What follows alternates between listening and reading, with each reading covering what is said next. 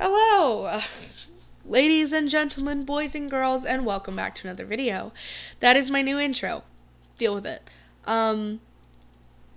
Is it snowing? No, it's just raining. It's okay. It's like I literally looked outside and I was like, is it snowing? No, it's raining. It is raining. I wanted to tell some stories, I don't want to stare at myself while I'm doing this. I wanted to share, that's a bright screen, that'll work.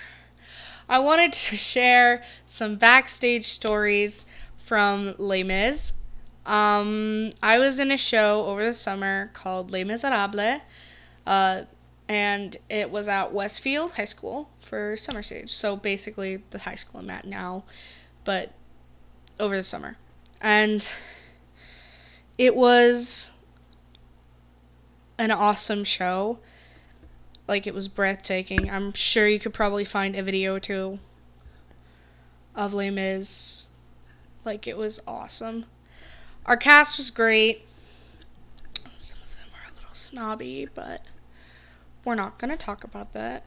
All of our main characters were very nice. There were a few guys who I was like, oh, they're just gonna be like snobs.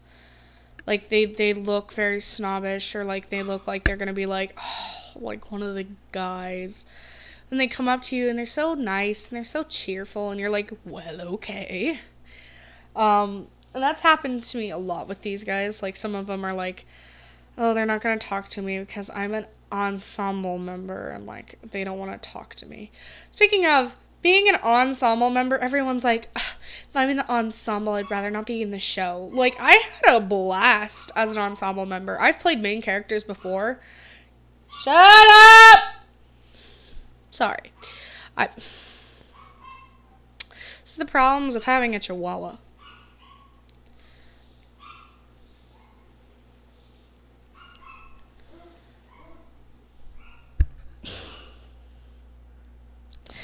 My dad is trying to silence him. Oh, which means my dad's home. Oh, well, hey. But we're going to... Where was I? We're going to be sharing some backstage stories of... Oh, yeah, being an ensemble member is great. I've been a main character in several shows, but, like...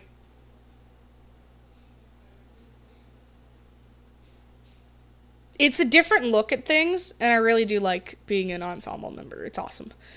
It's always great to be part of a show. It's like you could say, like, I was there. I did it. You can see pictures of me. I'm there. So a lot of Les Mis was mostly me working, so it's not really that fun. And you guys are like, oh yeah, you're just learning your part as an actor. And no, most of the time when ensembles aren't needed, because we weren't needed for a lot of the scenes, I wasn't needed for a lot of the scenes. When we were rehearsing, I was working on costumes, because I was a part of Les Mis' costume group. So I was making costumes. I was pinning on epaulettes to costumes. I was hand sewing, handcuffs on a costume once. I was fixing something. I was, making it smaller, or like I was making the peasant caps, which I'm showing a picture from this because, oh my god, I was so proud of my peasant caps. Actually, I'm gonna show one of my pictures from this, because my peasant caps were my favorite thing I did. I also need to check Facebook for things, but that's for theater. Hang on. There we go. Oh, the seniors. There's something about the seniors. Okay, I'm pulling up a picture. While I'm pulling up this picture, I'm going to continue the story. So, I made the peasant caps, and that was what I was doing most of my time, was making stuff, because I had to make peasant caps for every guy in the ensemble, and occasionally some girls. So, I had to make a bunch. And I really did love being an ensemble member. That I didn't complain. I really loved it. Everyone else, like, there was a person who literally dropped out of being in Les Mis because she was an ensemble. She was also an understudy for little Cosette, and she was like, well, I deserve better, so I'm not going to do this part because I deserve to be the lead, not her. And she was bitchy. I'm trying to find, that's my first dress rehearsal. That's one of my dress rehearsals. So, like, all my stuff for Les Mis is, like, in between all my stuff from Camp Claudemore last summer.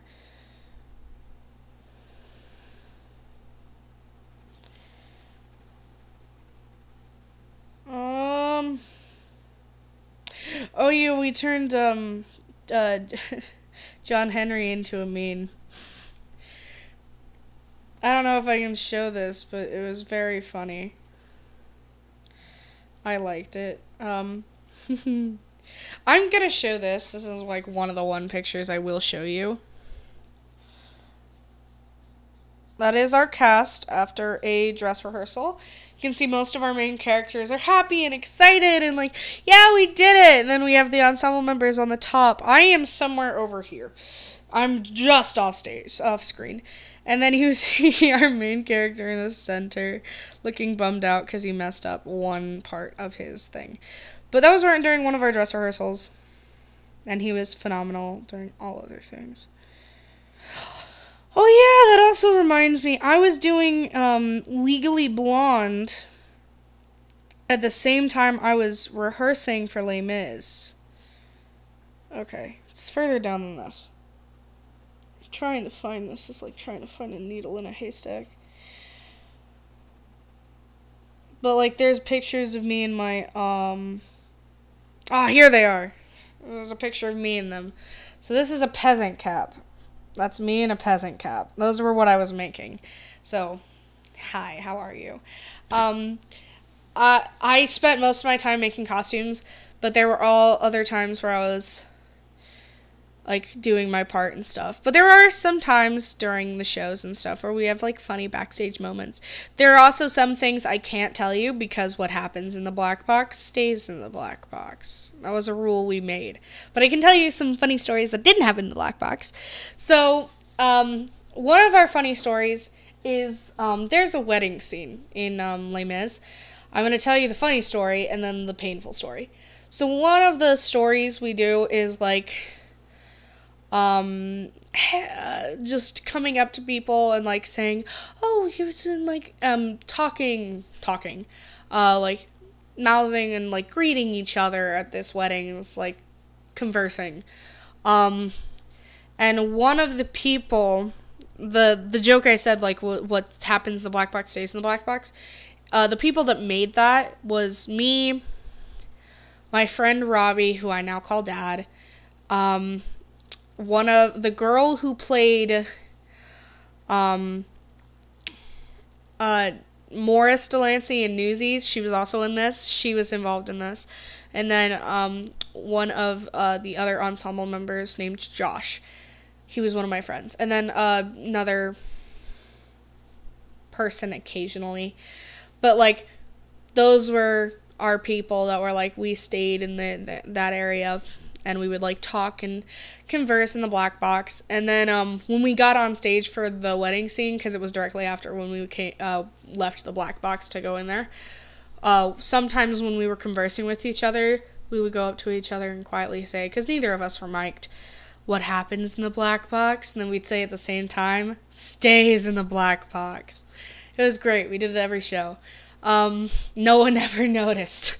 There was another Les Mis joke that I've told almost all my friends. There was one kid in the cast, he was one of the people that went into the black box with me usually. It was, Josh. The guys have to like kiss the girls' hands when they, meet them first. Some of them did. So when he came up to me, he used to always like, the way he would kiss the hand didn't feel like he was kissing your hand. It felt like he was just sniffing our hand, and we were like the internal joke was like, did you just sniff my hand? And he's like, no, I didn't. I kissed your hand. It was a whole thing. But that was another funny joke. Now to the painful joke. So, the painful joke. Where do we start with our painful story? Um, this was also our third to last show, I think. So it happened on, like, the same day. Not the same day, but the same timing as Newsies did. But it was during the wedding scene. During the wedding scene, the way we enter is we go upstairs and I throw flowers on the wedding guests. So usually there's two stairways. There's one that goes off stage that is all like normal staircases, and there's one on stage which is very steep. It's like that's what it is. It has no handles. You have to go down at front in heels and a skirt. I had never go down that way, and I was not the first to fall down these stairs, and I was not the last, but I was the worst. So it was my first time. People were pushing me to go that way. I couldn't turn around and go down the other stairs like I usually did. Because I was being pushed and pressured to go that way. I lost my grip. And as I was going down the stairs, I was like trying to turn around and be like, no, I'm not going this way.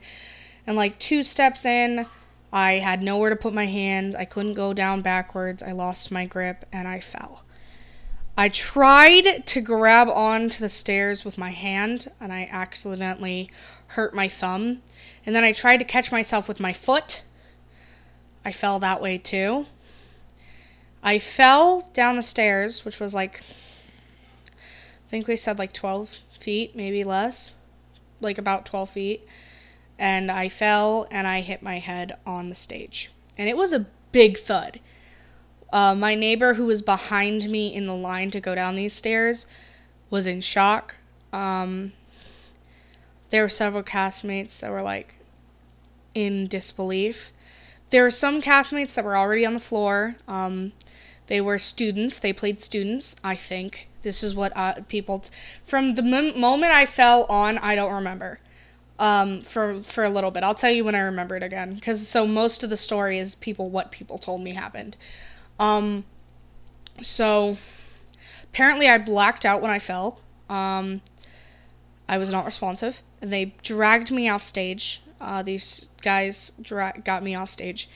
They put me in the boys' dressing room, and they have a couch in there. They sat me on there. And then they went back on stage.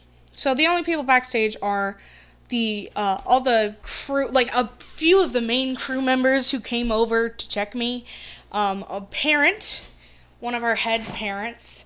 And then John Henry was backstage, but he was just getting ready for his role, because he had to go on and die. Literally, his next role was to die. And the wedding scene is like the second to last scene before the end of the show. And so I was like, as soon as I woke, I was like, let me go back on stage. I can keep going. And they were like, no, we're not letting you go back on stage. You fell really far. Why is this not... Hello? Like it's not showing me. Hi. Hello? How are ya? Hello? I don't know what I did, but it's very dark, even though it didn't have this problem before. Well, I think it was because I showed you guys this, but usually when you take it away, it, like, fixes. Hang on.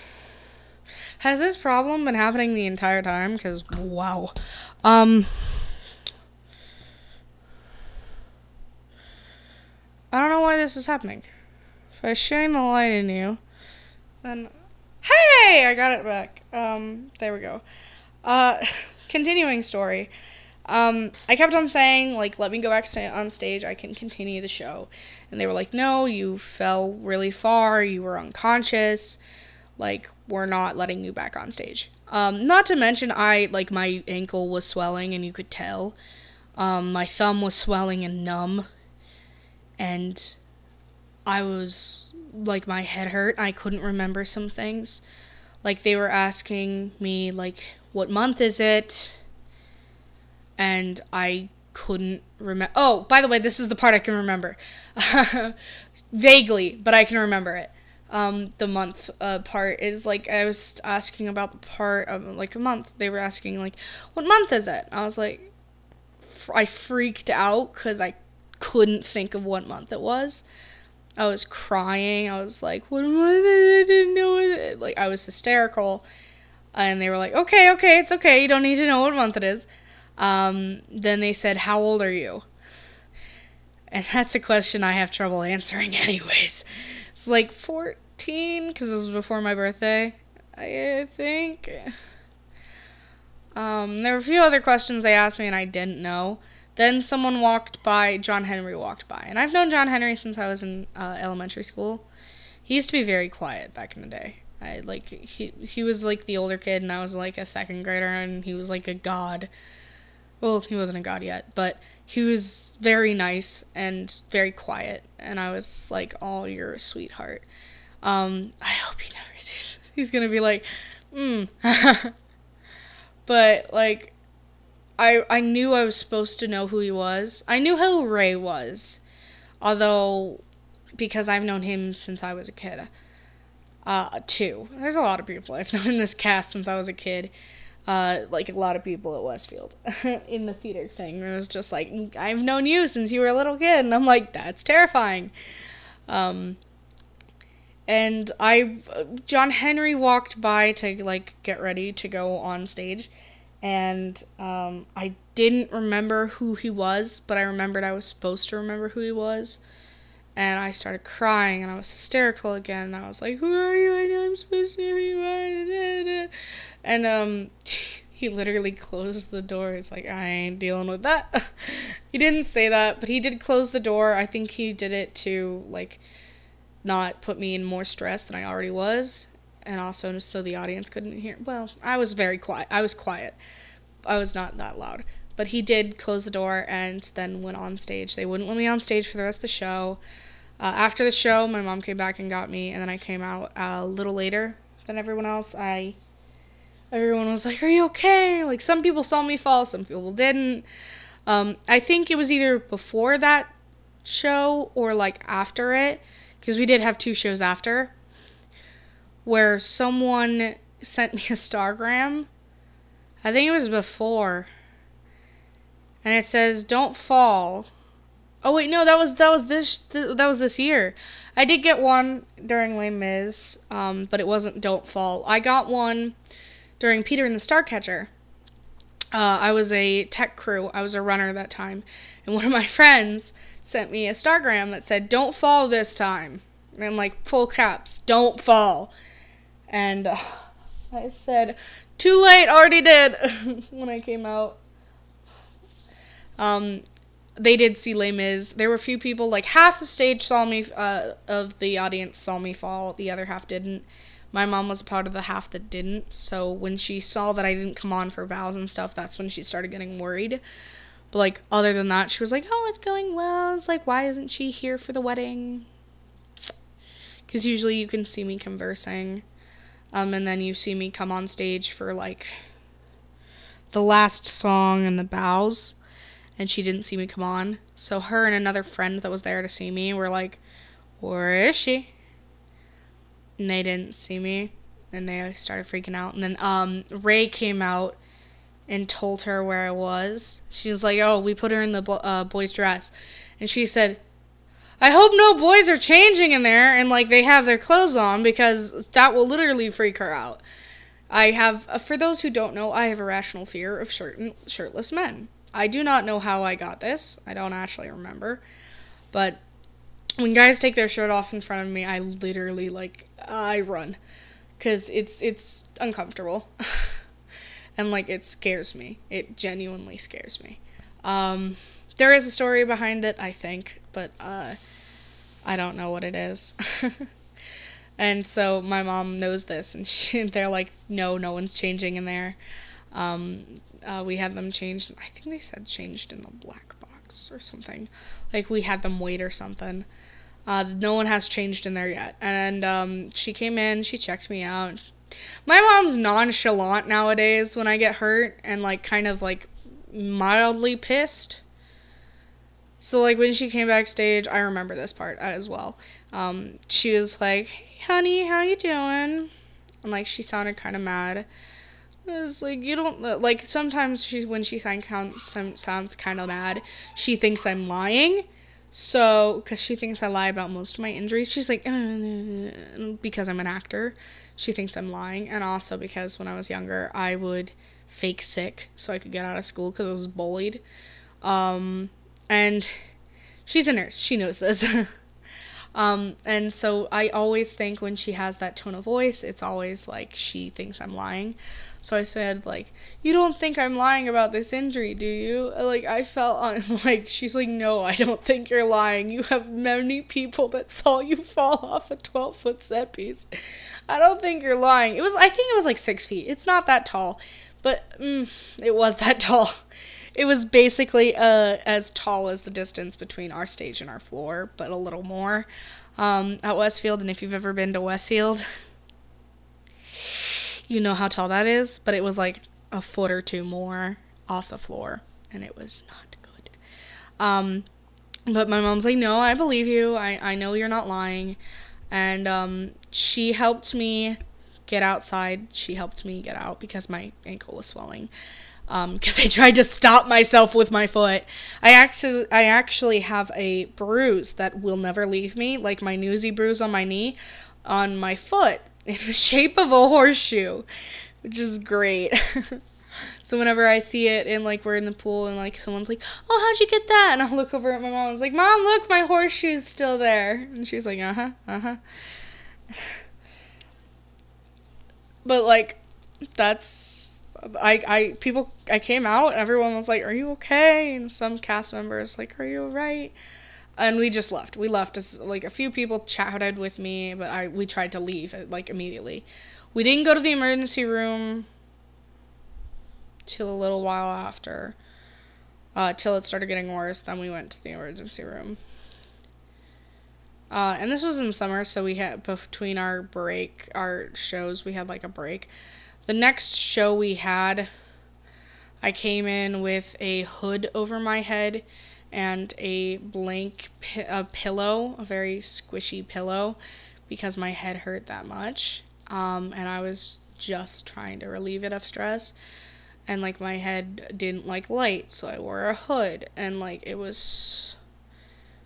I had to keep trying to force myself to tell people, it's like, I'm alright, I'm fine, because I didn't want to be the center of attention. I didn't want everyone to, like, put me as a center of attention. But it was so nice. Like, not the entire cast, but a lot of the cast signed a card that one of the cast members made for me, and it was a Get Well Soon card. And 2 of the people in this show were actually in Newsies with me when I fell off the stage the first time. And they were like, if you can survive that, I know you can survive this. If anyone can do it, it's you. Was one of them, which I loved. I was, like, one of the cutest one. I don't think the other person that was in Newsies signed it. But, like, I still have that card. It's on my fridge directly right now. Because it was so sweet. Like, everyone was checking in on me. I think I kind of scared John Henry. And then I was afraid to talk to him afterwards because I felt so bad. So I didn't talk to him afterwards. So nowadays when he says, hey, Emily, I'm like, hi. Like, half casualty scared because I don't want to, like, scare him again or, like, do anything wrong. Because, like, he's known me for a long time. If anyone can blackmail me, it's him and Ray. Like, those are the people that can blackmail me. Ooh, food's here. Alright, thank you guys so much for watching. Please remember to like, comment, and subscribe. And I'll see you guys later. I bid you adieu.